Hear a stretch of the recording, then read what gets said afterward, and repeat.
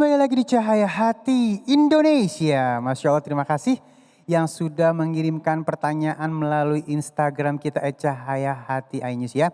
Namun sebelum Ali akan bacakan pertanyaan-pertanyaan yang sudah masuk melalui media sosial, Ali kasih kesempatan dulu buat yang ada di masjid untuk bertanya ya. Baik, Umi ada yang ingin ditanyakan? Baik, silakan. Namanya jangan lupa ya. Di dalam face shieldnya itunya, ya di dalam, nah baik. Bismillahirrahmanirrahim. Assalamualaikum warahmatullahi wabarakatuh. Waalaikumsalam warahmatullahi wabarakatuh. Saya dengan Ibu Amini dari Majelis Taklim Musola Al-Azam Telaga Murni Cibitung. Ingin sedikit ada yang saya tanyakan Ustadz. Mohon maaf ini perihal akikah ya. Ketika orang tua saya masih saya masih kecil atau baru lahir itu orang tua saya belum mampu atau tidak mengakikahkan saya sampai orang tua saya meninggal seperti itu. Dan sekarang ingin mengakikahkan diri saya sendiri seperti itu. Apakah boleh, apakah wajib seperti itu, dan seandainya iya saya lakukan, apakah afdol, apakah diterima, apakah sah seperti itu Ustadz. Mohon penjelasannya, mohon penerangannya. Syukran Ustadz. Baik, terima kasih Umi. Waduh, ini jadi mau akikah sendiri ya. Terus afdol enggak? Boleh enggak? Diterima enggak? Gitu ya, Masya Allah. Baik, silakan guru. Iya, bismillahirrahmanirrahim. Ini pertanyaannya bagus sekali. Memang bicara tentang akikah kan hukumnya sunnah muakkadah ya. Perkara sunnah yang sangat dianjurkan baik bagi orang tua dan juga anak-anaknya. Adapun kondisi jika orang tuanya misalnya tidak mampu ketika anaknya masih kecil, kemudian anaknya tumbuh dewasa, baru punya kemampuan, apakah boleh atau tidak? Yang sependek pengetahuan kami, para ulama berbeda pendapat tentang hal ini. Pendapat pertama ada yang menyebutkan tidak usah, jadi tidak boleh ya. Karena tidak ada dalil yang menunjukkan langsung secara itu. Tetapi juga ada pendapat lain karena ini perkara sunnah yang sangat dianjurkan. Jika seorang anak ketika dewasa sudah mampu itu diperbolehkan. Itu diperbolehkan. Nah kita ambil mana? Ambil pendapat yang kira-kira memudahkan untuk kita. Jadi kalau ibu misalnya dulu waktu kecil belum diakikahkan dan sekarang kita punya kemampuan, ya silakan saja. Silakan saja. Insya Allah niat akikahnya juga dapat, dan kalaupun tidak masuk kepada niat itu, insya Allah bisa masuk pada sedekah yang bisa kita berikan kepada orang lain. Karena apapun yang kita berikan kepada orang lain, apalagi di dalamnya merupakan perkara yang sunnah, sesuatu yang akan mendapatkan pahala di hadapan Allah Subhanahu wa taala. Jadi artinya dalam hal ini tidak harus diperdebatkan begitu. Selama kita punya kemampuan dan selama kita ada kelapangan, silahkan. Karena setiap perkara kebaikan yang disunnahkan itu tentu akan mendapatkan pahala dari Allah Subhanahu wa taala. Karena kita juga tahu Rasulullah Shallallahu alaihi wasallam bersabda, kullu ghulamin murtahinun bi aqiqatihi. Setiap anak itu tergadai dengan akikahnya. Artinya ketika kita diberikan kesempatan hidup ke muka bumi ini, kemudian kita menghadirkan akikah di dalamnya, maka insya Allah itu menjadi pahala kebaikan kita di hadapan Allah Subhanahu wa taala. Pesannya adalah kalau saat ini kita jadi orang tua, kemudian kita memiliki kelapangan dan kita usahakan itu. Karena ini perkara sunnah, maka anak kita silakan akikahkan. Tapi kalau orang tua misalnya belum punya kemampuan, dan kelak seorang anak diberikan kelapangan rizki dan kemampuan dan tahu dulu belum diakikahkan, maka insya Allah mudah-mudahan niat mengakikahkan itu bisa menjadi pahala kebaikan juga untuk kita semua. Kira-kira begitu jawabannya. Mudah-mudahan bermanfaat. Wallahu a'lam bishawab. Baik, Masya Allah, terima kasih guruku. Dan terima kasih Umi yang sudah bertanya ya. Udah plong sekarang ya. Udah. Ya baik, memang ibadah itu kita harus pilih yang memudahkan, jangan yang menyulitkan kita. Tapi jangan dimudah-mudahin juga. Ya. Baik, ya, kita akan masuk ke dalam pertanyaan yang sudah ada di media sosial. Mohon izin guruku Ali bacain dulu. Ini dari Raflianwar ya. Pertanyaan beliau, Ustadz bagaimana menyudahi hubungan kepada istri orang? Aduh, yang suka sama kita dengan cara yang paling baik. Masya Allah, silakan guru. Bagaimana menyudahi hubungan dengan dengan istri orang. dengan istri orang? Yang suka sama kita dengan cara yang paling baik. Baik, yang suka sama kita dengan cara yang baik. Pertama, perilaku yang tadi bukan perkara yang baik. Jadi setiap perkara yang baik harus diselesaikan ya. Harus segera diselesaikan. Karena khawatir masuk perkara dosa. Dosa ya. Baik seorang laki-laki yang sudah punya istri, baik seorang istri yang sudah punya suami, itu tidak boleh berhubungan dengan orang lain di luar pasangan yang sah dan halalnya. Maka harus hati-hati sekali menjaga perasaan ini dengan orang yang bukan halal untuk kita. Tapi dia sayang sama saya Ustaz. Tapi dia cinta sama saya. Punten mohon maaf. Bagaimana mungkin kita bisa mencintai seseorang padahal di sisi lain ada orang yang tersakiti hatinya karena perasaan itu. Halo? Jelas tidak? Saya sudah punya istri. Kemudian saya suka sama perempuan lain. Boleh apa enggak? Nggak boleh. Ya, mungkin dalam tanda kutip Ustadz kan bisa nikah lagi misalnya. Iya, tapi kita harus peka dengan perasaan istri kita sendiri. Bagaimana kalau istri kita tahu dengan perasaan itu? Sakit hati kira-kira enggak? Sakit enggak? Sakit. Di mana sakitnya? Di sini. Di sini. Maka jangan menghadirkan hubungan yang terlarang itu namanya. Segera selesaikan. Sampaikan kepada perempuan itu bahwa hubungan ini bukan hubungan yang baik. Bahwa hubungan ini adalah hubungan yang tidak dihalalkan di dalam agama kita. Maka biarkan kita berpisah. Karena cinta tak harus memiliki kadang-kadang. Betul gak Bu? Betul. Tidak apa-apa. Jauh di mata, dekat di doa gitu ya. Amin. Ikatan cinta itu namanya. Jadi doakan insya Allah masing-masing sudah punya jodohnya. Jangan ganggu rumput tetangga ya. Jangan mengganggu apa yang sudah dihadirkan oleh Allah takdirnya kepada kita. Insya Allah kalau kita bisa melepaskan sesuatu karena Allah, maka Allah akan hadirkan ketenangan dalam diri kita. Yang namanya berbohong, sembunyi-sembunyi itu pasti pada akhirnya akan ketahuan juga. Betul nggak? Maka pesan Nabi apa? Alaikum bisidqi, jadilah kalian jujur. Fa inna sidqa yahdi ilal birri. Sesungguhnya kejujuran itu mengantarkan kepada kebaikan. Wa innal birra yahdi ilal jannah. Dan setiap kebaikan mengantarkan ke dalam surga. Sampaikan yang sesungguhnya, jangan ditutupi. Mudah-mudahan Allah berikan kelembutan hati kepada kita untuk melepaskan yang tidak halal untuk kita. Wallahu a'lam bishawab. Masya Allah. Terima kasih guruku ini muliakan Allah Subhanahu wa Ta'ala. Aduh, emang akhir zaman ini banyak banget yang aneh-aneh ya Bu ya. Ya, sudah berlebihan mungkin konteksnya seperti itu ya. Dan baik, kita kasih kesempatan lagi untuk yang ada di masjid untuk bertanya. Silahkan, siapa yang mau bertanya lagi? Umi boleh, yuk. Jangan lupa nama dan majelis taklimnya.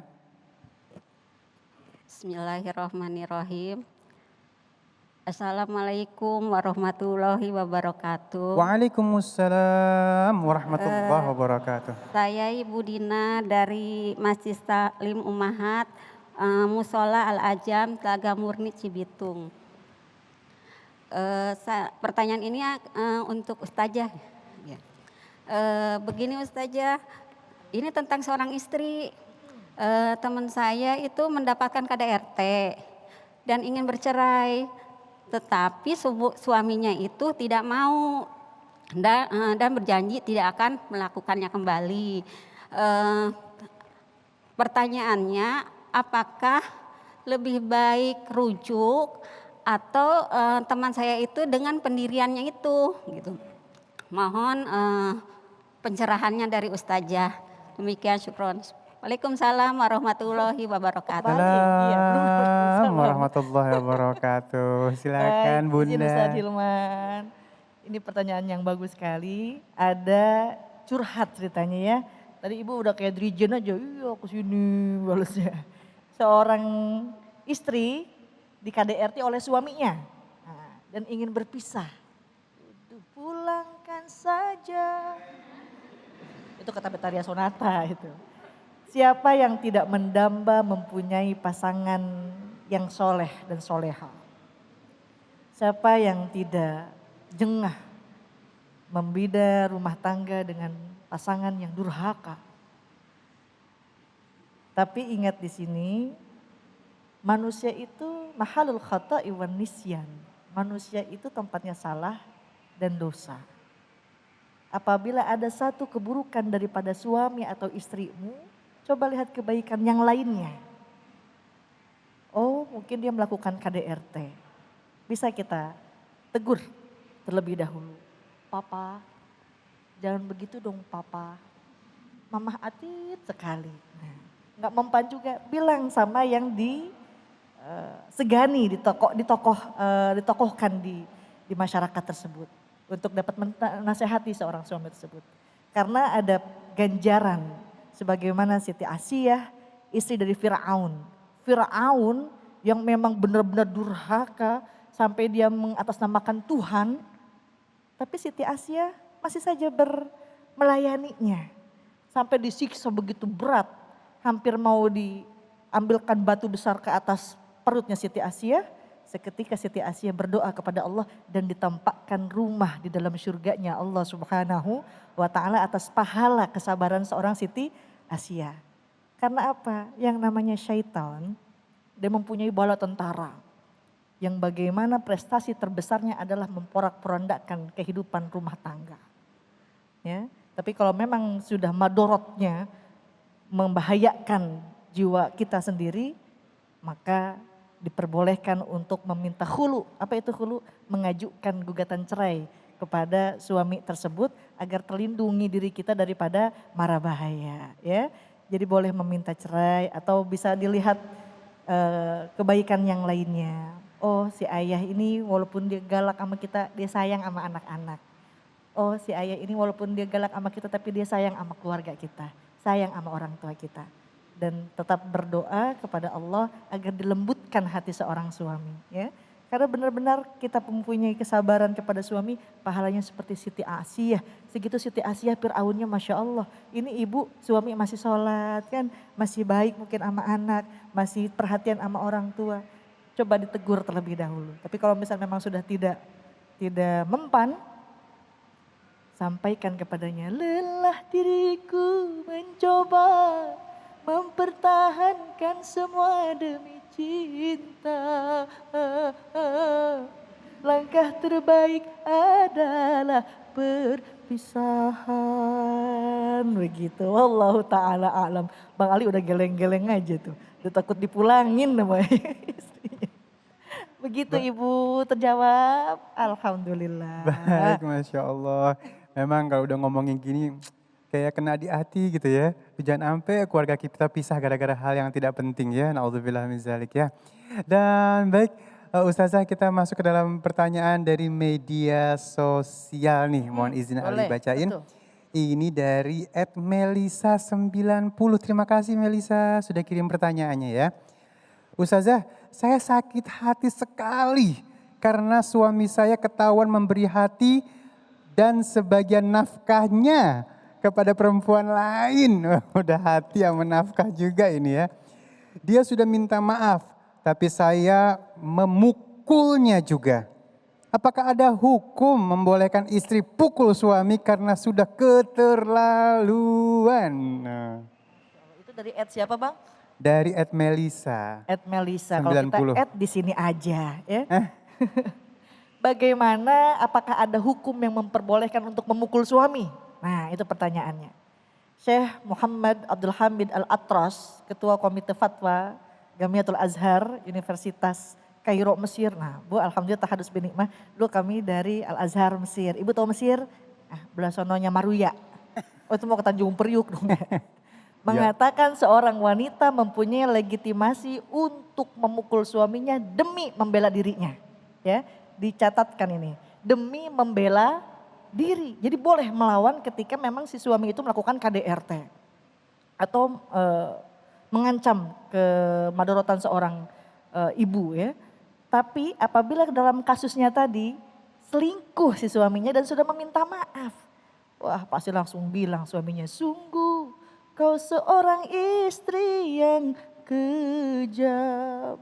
Yang tiada berperasaan. Bisa langsung pergi beneran itu suaminya keselingkuhannya. Kalau suami berselingkuh jangan ditunjukkan dengan amarah. Jangan ditunjukkan dengan hal-hal yang dapat merusak diri ibu sendiri. Tapi perlihatkan kelembutan ibu. Papa mau susu apa mau kopi gitu ya. Dilayani suaminya. Cium tangan sama suami, bolak-balik pahalanya masuk surga, amin. Ibu suka cium tangan suami?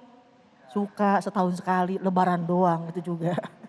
Ini ada yang bilang sama Jumatan juga gak pernah cium tangan sama suami, emang kenapa suaminya gak pernah Jumatan? Ya, tunjukkan kelembutan ibu terhadap suami. Karena ingat juga para suami di rumah. Katanya berselingkuh itu nikmat, tetapi rumah tangga jadi kiamat. Katanya pacar gelap itu asyik, tetapi rumah tangga jadi rumit. Betul nggak? Oleh karenanya bekali 1 poin dalam Al-Quran untuk kehidupan dalam rumah tangga. A'udzubillahi minasyaitonirrajim. Alam tara kaifa daraballahu mathalan kalimatan thayyibah. Kalimatan thayyibatan kasyajaratin thayyibah. Asluha sabitu wa faruha fis sama. Bukankah Allah telah membuat satu perumpamaan kalimat yang baik seperti pohon yang baik, akarnya teguh dan cabangnya menjulang ke langit. Apa maknanya? Walaupun dekadensi moral merajalela, perselingkuhan di mana-mana, tapi insya Allah kita akan terhindar apabila ditanamkan kalimat tauhid. La ilaha illallah Muhammadur Rasulullah. Takut kepada Allah, takut kepada hari akhir karena pertanggungjawabannya sangat luar biasa. Mudah-mudahan dengan tauhid kita tertanam dengan baik, segala musibah dapat terhindar daripada kita, dekadensi moral, merajalela, pergaulan bebas tidak mengenal batas, tapi insya Allah kita akan terhindar daripada itu semua. Insya Allah. Ta'ala. Hatur Ya, nuhun ma'ali. baik memang kadang-kadang masalah syahwat ini suka berlebihan. Iya. Udah punya satu yang halal, pengen yang lainnya. Iya emang. Nah, tapi ini bisa dibilang salah satu yang salah atau salah satunya aja sih? Mungkin dua-duanya. Karena sikap nusus seorang istri bisa dikatakan nusus itu satu kalau tidak taat sama suami. Dan tergugur dua haknya. Yang pertama hak nafkah. Yang kedua tidak diberi ranjang atau giliran kalau mungkin ada yang berpoligami. Kayak Ustaz Hilman tadi takut banget. Berpoligami takut. Makanya Ustaz Hilman cuma satu istrinya. Satu di sini, satu di sono. Enggak, bukan. Mudah-mudahan rumah tangga kita menjadi sakinah mawadah penuh rahmah. Amin. Ya Rabbal Alamin. Mungkin untuk Ustadz Hilman sedikit, perselingkuhan itu bukan hanya kadang-kadang wanita yang selingkuh, tapi laki-laki juga bisa selingkuh ya. Ini sebenarnya harus introspeksi diri yang melakukan kesalahan atau keduanya ya? Iya, jadi sebenarnya kan rumah tangga itu sekolah yang paling lama. Kalau sekolah yang paling lama berarti tempat belajar yang paling lama. Kalau tempat belajarnya lama berarti ujiannya juga banyak. Benar banget. Pesan saya adalah jadikan rumah tangga itu tempat belajar untuk saling menguatkan di antara suami dan istri gitu. Kalau suami kita mohon maaf selingkuh, coba istrinya muhasabah diri. Kenapa? Kurangnya aku apa sehingga dia berselingkuh, misalnya begitu. Begitupun juga sebaliknya, kalau istri udah gak ada rasa, gitu ya Ustaz Aziz. Coba suaminya muhasabah diri juga, kira-kira mungkin kurang yang kita kasih sama istri kita gitu. Jadi kalau rumah tangga jadi bahan muhasabah diri, insya Allah dua-duanya akan jadi kebaikan. Ingat ya, jangan sibuk menyalahkan satu sama lain. Jangan merasa pintar, harusnya pintar merasa. Banyak di rumah tangga kita yang hari ini tidak pintar merasa, mengedepankan ego dan hawa nafsu, ujungnya lupa dengan kebaikan saat pertama kali kita berakad nikah dalam mahligai kebaikan itu. Masya Allah. Terima kasih guru-guruku yang dimuliakan Allah Subhanahu wa Ta'ala. Dan sesaat lagi kita akan bertemu dengan guru kita Ustadz Syam. Ya pasti udah tahu ya. Nanti kita akan ngaji yuk bersama beliau. Jangan kemana-mana. Tetap bersama kami di Cahaya Hati Indonesia.